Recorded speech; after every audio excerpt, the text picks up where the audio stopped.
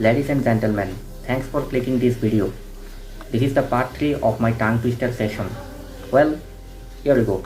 The first one that I am having for you right here is she sells seashells by the seashore. She sells seashells by the seashore. Now try doing it after me a little faster. She sells seashells by the seashore. She sells seashells by the seashore. Notice, here two sounds come. Sa sound and sha sound. Sa and sha. I assure you will get it correct after practicing over and over again. One more time. She sells seashells by the seashore. She sells seashells by the seashore. The final one and the fun one that I have for you out here is a loyal warrior will never worry why we rule.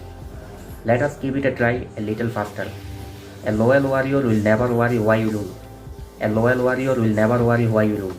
Ladies and gentlemen, this was all about all the tongue twisters I had for you today.